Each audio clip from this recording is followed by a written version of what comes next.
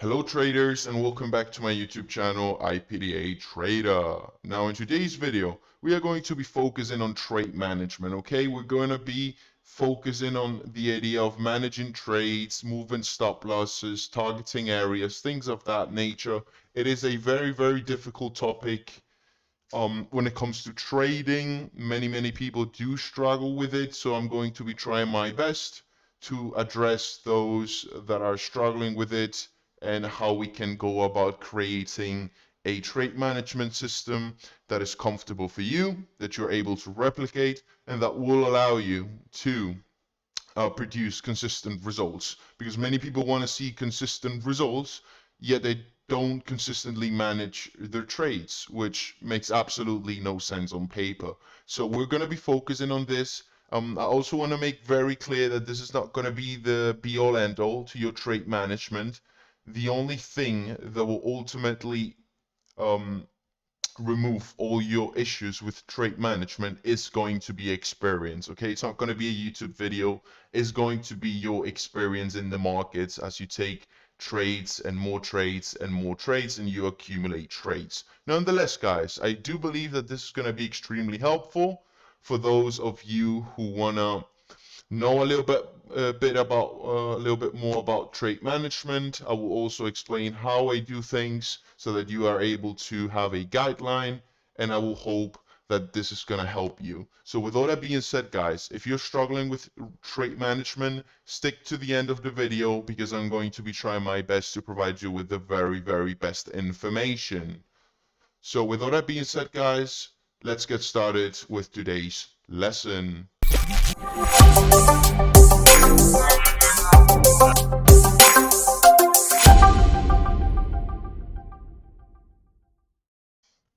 So traders, before we get into the actual video of today, just a very quick word from our sponsor today, AAAFX.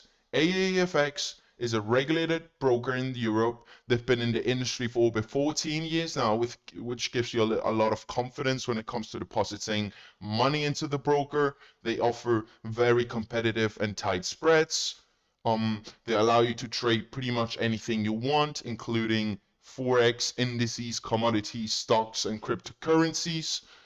They also offer a ECN Plus account, which is something that I've not seen with any other broker, which essentially means that you're not paying commissions, which is a very good edge on its own. So I can just recommend them as a broker. I've been using them for a while. Their liquidity feed is very accurate. Their customer service is always available to help you. So I can just recommend them as a broker. So once again, thank you very much to AAFX for sponsoring this video. You will find the link in the description below. Sign up with them and enjoy the great trading conditions. Now into today's lesson. All right, everybody. So let's get started with today's topic of discussion. I do not have a script. I'm just going to be talking at the top of my head, just trying to provide you with information. Okay, so the very first thing that I want you to understand is that trade management is one of those very difficult things in trading. Okay, please let me write one thing down and let me get this straight so that you are not confused. Okay, because people have misconceptions when it comes to trade management. You will you will never always get out at the most amount of profit. Okay, be comfortable with this because this is going to happen.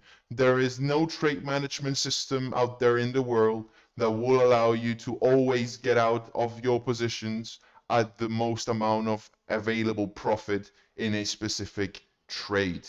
Okay, there will be times where your trade management system will coincidentally coincide with you taking the most advantage of a specific move that you've traded.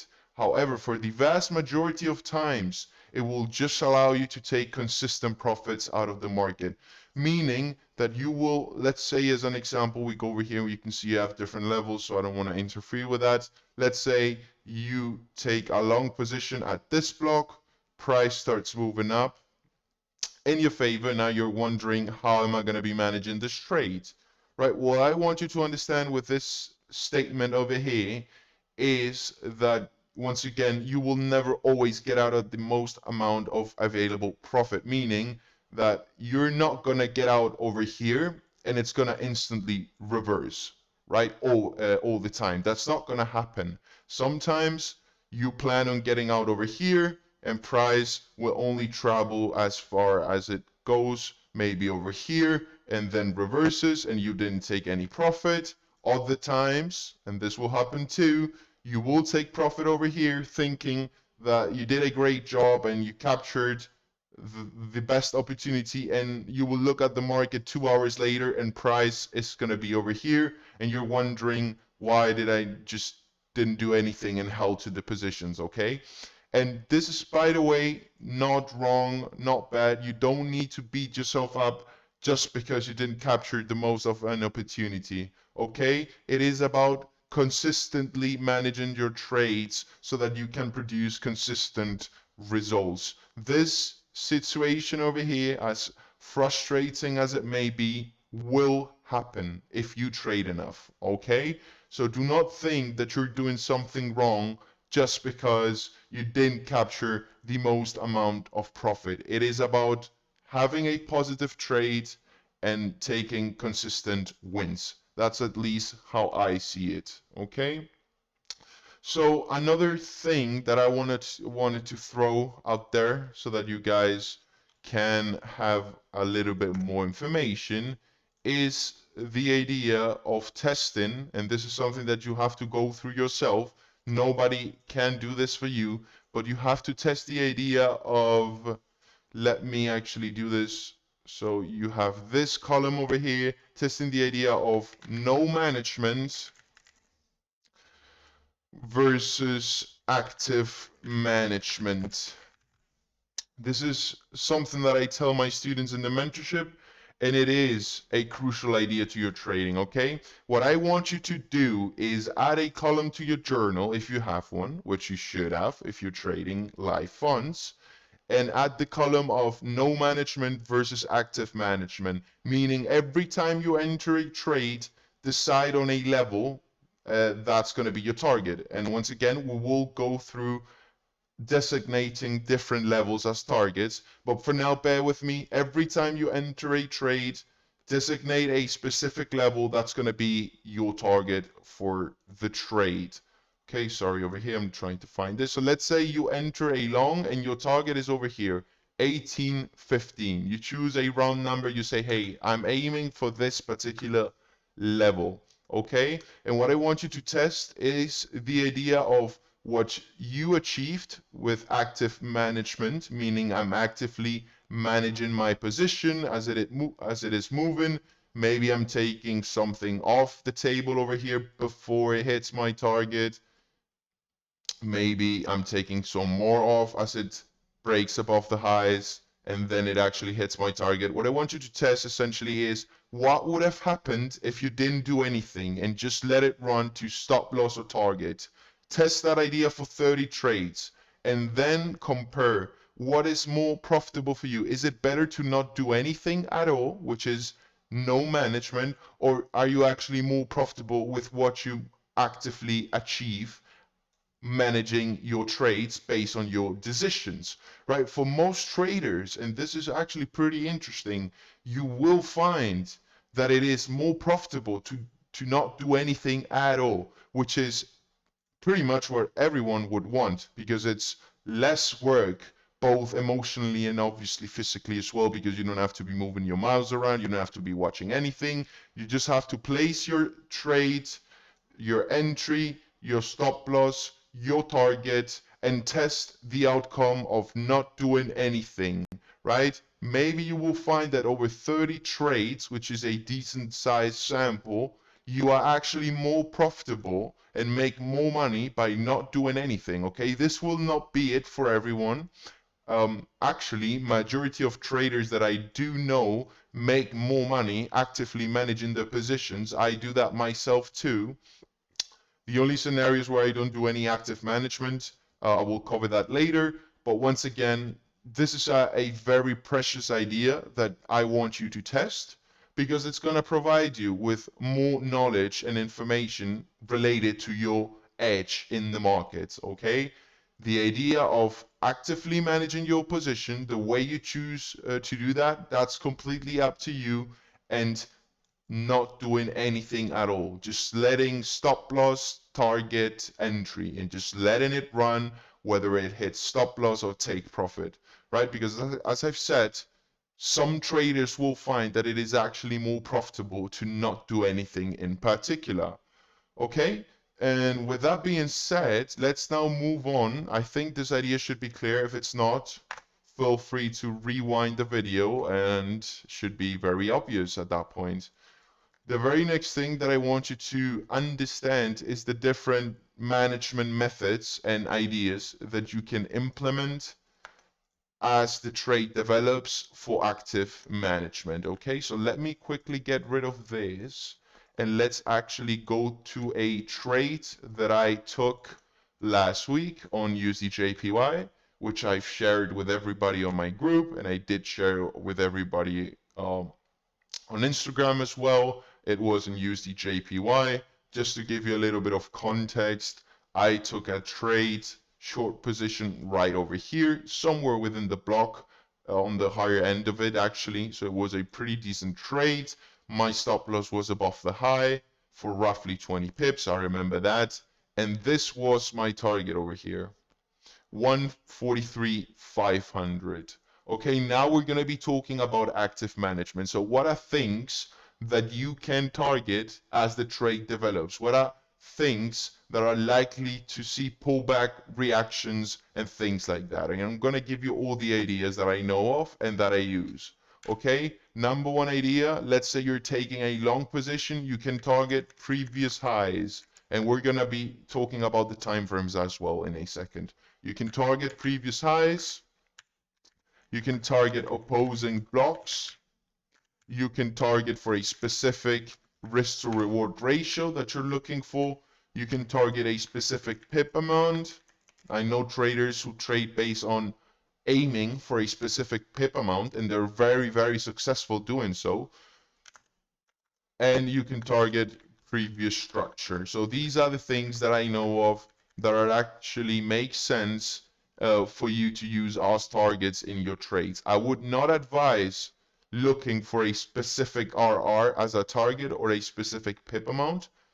That has never worked for me well, but I do know traders that use it efficiently, so that's why I'm naming it. Okay, I don't want you to be in a box. I want you to have an open mind, and I want you to test what works best for you.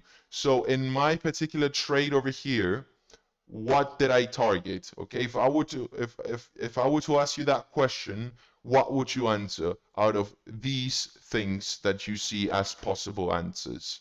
So I'm gonna pause here for a second, and I'm gonna assume you just pause the video, you write your answer in the comment section, and we proceed now. So what I did target over here is actually a previous block, opposing block. Okay, this wick that you see is the higher end of the block of this particular breaker that you can see over here. Okay, even if I zoom in, it will be a little bit easier to see. You can see this is a breaker block with the imbalance characteristic to the right of it. So therefore it makes it a valid breaker. And this is exactly what I target for my trade. And this was actually a better trade than this. I just don't remember the exact trade. But this is the level. I combined a opposing block with a previous high with a key level, 143,500. And if you're confused with key levels, you might want to watch my video on key levels. It will explain everything in detail. But in this particular trade, I target the previous high, right? This was a high that was taken that has never been tested, which is coincidentally a breaker, which lines up with a key level. So this was my target. And why was I targeting this?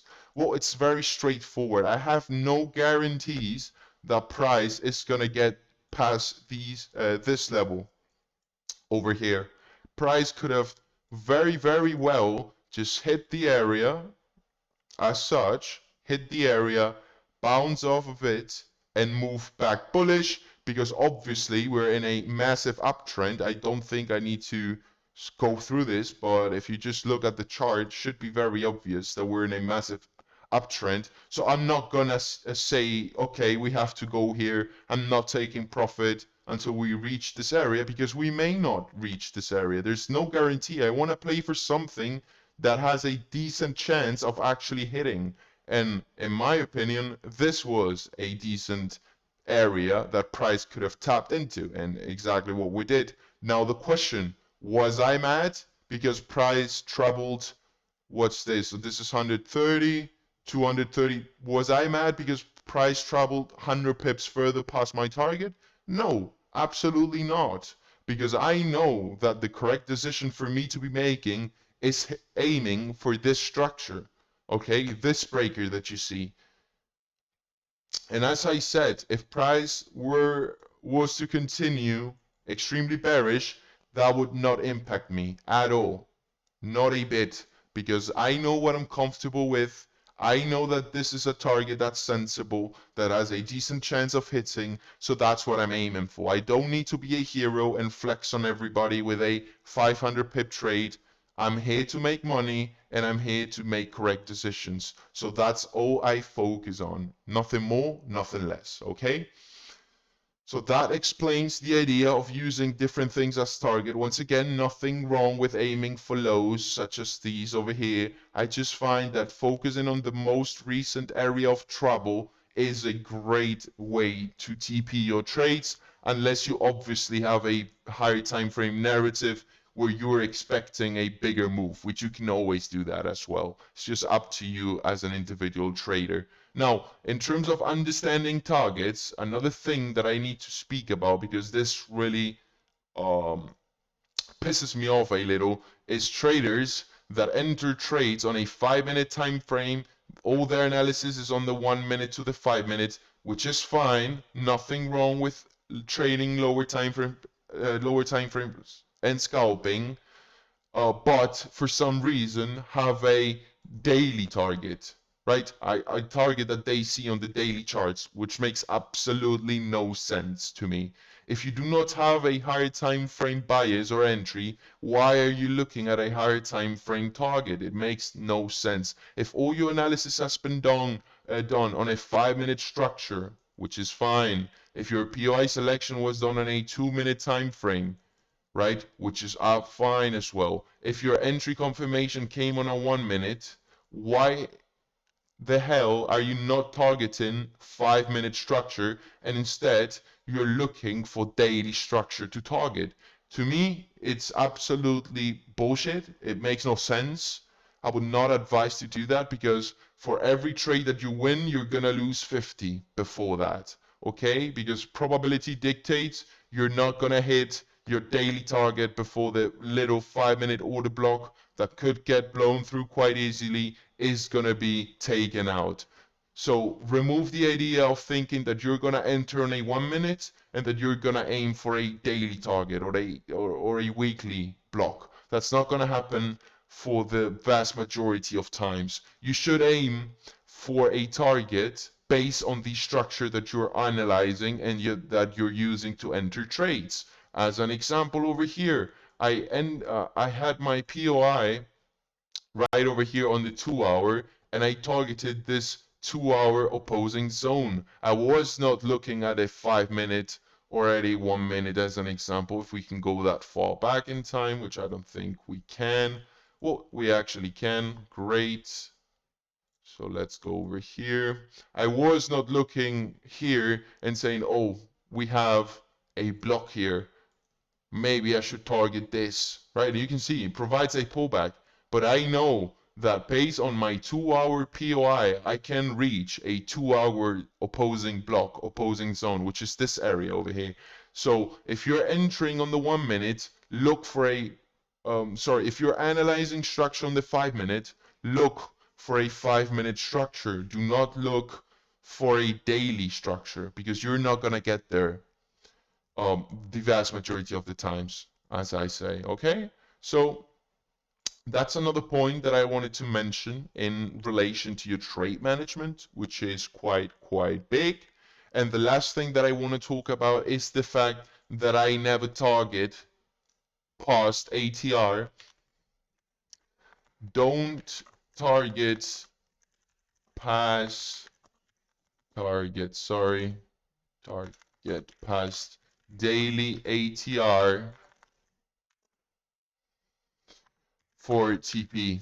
Okay, unless, and there's exceptions to this, you have a higher time frame bias that could potentially come from a fundamental event that you're anticipating, a particular daily candle formation that you're anticipating as well, right? Unless you have those specific reasons, do not target past ATR, okay? Let me give you an example because I know some of you may be confused. As an example, if I were to be long over here gold, right? If I were to go long, let's say I put my stop below the block, you can see where daily ATR is, okay? I would not extend my take profit past ATR because ATR, once again, measures the average true range of an asset, and it's not just gonna go past it because I'm in a position, okay? It's not just gonna go past ATR because I'm in a buy position. You should expect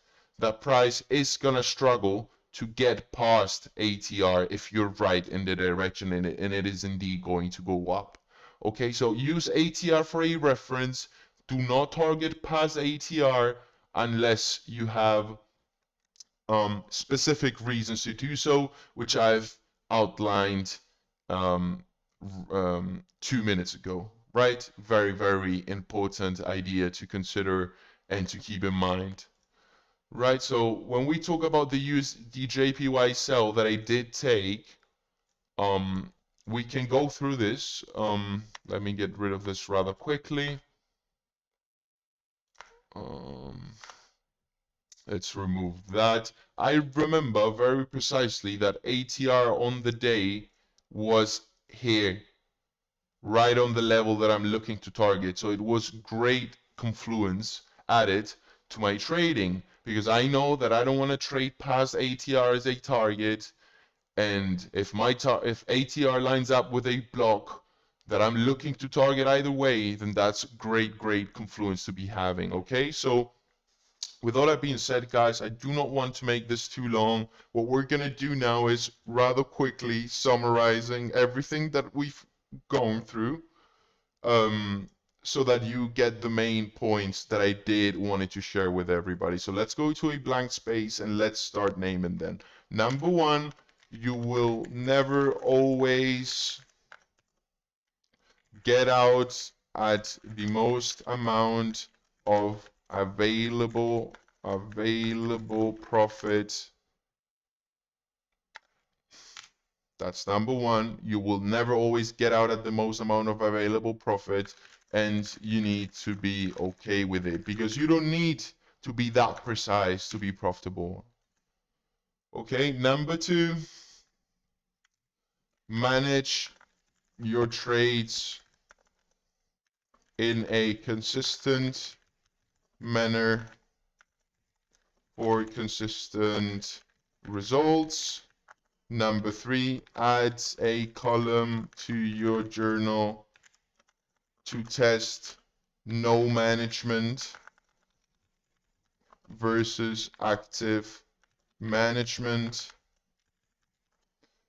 Number four, different things you can look to target. We said opposing blocks, previous highs and lows, previous structure, and once again, a specific pip amount and risk to reward ratio, which I'm not gonna really write down because I don't use that. Another thing that we said, manage your expectations. If you enter on the 5-minute structure, aim for 5-minute structure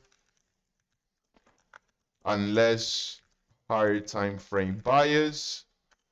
Another thing that we went through, do not target past ATR on the day unless You have higher time frame buyers again. What else did we speak about? I think that's it, guys. And honestly, these are some very, very key things that not many traders will tell you, but these are things that you will have to battle with and test in order to create your most efficient trade management system for yourself that you can then replicate. Okay, so I do hope that this made some sense. This helped you out in terms of your overall market understanding. That is my goal at the end of it. Remember that you can sign up for the mentorship with the link in the description below. We host weekly Zoom sessions, Sunday market mappings, market updates throughout the week. Everything is there. I work very hard to ensure that clients are happy with the service, and I will continue to do that. And yeah, if you enjoyed the video, feel free to drop a like. I will gladly appreciate that. Also, comment possible video ideas. I will go through them as well. And I will see you guys in the very next video. Take care, everybody, and thank you for listening.